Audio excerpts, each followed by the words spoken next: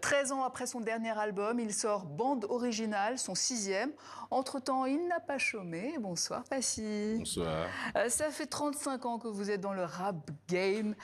Qu'est-ce qui vous pousse encore à créer aujourd'hui? La passion, le fait qu'il y a toujours énormément de choses à dire sur le monde. Donc, Et on l'a vu ce soir dans le jour. oui, en plus. Et cette envie de créer, tout le temps créer.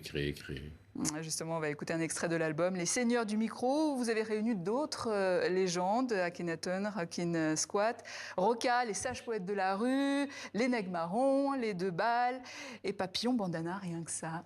On écoute. Pourquoi y a-t-il cette aura autour de moi? Pourquoi la salle crie aïe aïe aïe? Plus rien à prouver, je suis seigneur et roi. Tu veux ça pourquoi autour de moi y'a cette aura? Depuis l'époque du bidou, l'époque du sectorat. Donc rien par le temps, mon grand monde, ça t'affectera. Qu'il soit riche ou pauvre, quand tu le respecteras. Un seigneur du mic, a donné le blasphème et c'est ce que je suis. Ensuite une paire de Nike, c'est tout bête et Voilà, les Seigneurs du Micro. Rassembler autant de poids lourds sur un même morceau, ce n'est jamais anodin. C'est presque un manifeste face aux nouvelles tendances. Mais il était important Là, on commence de plus en plus à raconter l'histoire du rap. Il est important de... Il y a plusieurs écoles de rap dans ce morceau. Oui. Il y a l'école du Sud avec Marseille, notre école avec Nègres Marrons du 95, il y a l'école du 92 avec les Sages Pots. Donc de raconter à tous les jeunes adeptes du rap comment se faisait un peu le rap avant. C'était un peu comme des écoles de kung-fu. Donc il y avait le kung-fu marseillais, le kung-fu de chez nous. Et donc de réunir tout le monde comme ça, c'est assez rare, je ne l'ai pas fait dans le passé. Ouais. Et là, je suis assez fier de l'avoir fait. Le rap a changé en tout cas. Oui. Il est devenu plus industriel avec des algorithmes, des réseaux sociaux, des streams. Est-ce que vous vous reconnaissez encore dans ce rap-là? J'ai dû m'adapter. Ouais. J'ai dû m'adapter parce que, voilà, c'est pas comme avant. Il y a beaucoup de jeunes autour de moi qui me permettent d'être un petit peu plus en connexion avec les réseaux sociaux, avec l'air du temps. Justement, j'ai fait cet album pour aussi remettre la passion au goût du jour. Il n'y a pas d'IA dedans, par exemple. On m'a demandé tout à l'heure, il y a de l'IA dans votre album? Non, il n'y en a pas. Et oui, Contrairement à beaucoup aujourd'hui. Le danger de l'IA est de plus en plus présent, bien sûr. D'ailleurs, votre album s'appelle Bande Originale. Pourquoi?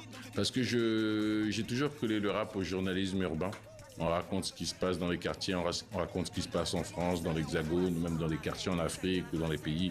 On sait ce qui se passe quand ça vient de tel et tel pays. Et donc, c'est comme une bande originale de nos vies. C'est une bande originale qui va avec la vie de la société, l'évolution de la société. Donc voilà pourquoi je l'appelais bande originale. Alors, vous avez connu le rap hardcore avec Ministère Amer, le grand public avec Face à la mer et l'afro-rap avec Bisso na Bisso. Aujourd'hui, quel Passy revient dans cet album? De cet album, justement, les projets comme Ministère Amer ou Bisso na Bisso sont très très gros. C'est des créations monstrueuses.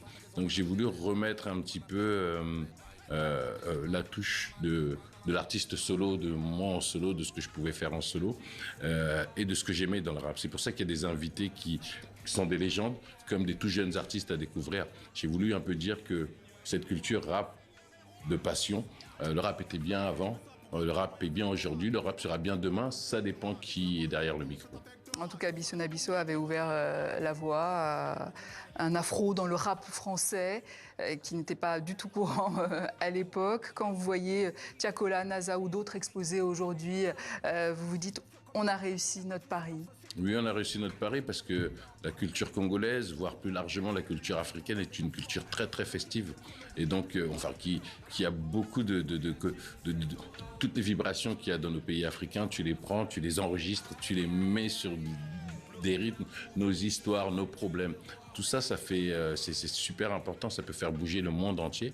On a fait ce pari-là avec Bisso na Bisso par rapport à ce qui se passait au Congo. Sur l'album, c'était plus panafricaniste encore. Et oui, ça a marché, on a plein de petits frères, ça a explosé partout. On a juste des rappeurs américains maintenant qui rappent aussi sur la musique africaine. Voilà, c'est bien de faire une belle réussite. Mais d'ailleurs, est-ce que c'était facile au début C'était pas facile. Au début, on m'a dit tu mets de la musique africaine dans du rap, mais tu vas aller où? Ouais. Mais heureusement, il y avait d'autres personnes qui le faisaient. Par exemple, je pense à Positive Black Soul qui le font déjà depuis les débuts. C'est des légendes comme moi, on est parmi les pionniers du rap. Donc, je suis assez content que cette musique africaine ait pris le dessus. Vous avez grandi entre Brazzaville et Sarcelles avec ce double héritage franco-congolais qui a façonné donc votre musique. Encore aujourd'hui avec bande originale, vous diriez? Encore aujourd'hui, oui. Ouais. Dans ce bande original, il y a un nouveau Bisso. Il y a un Bisso Inos B.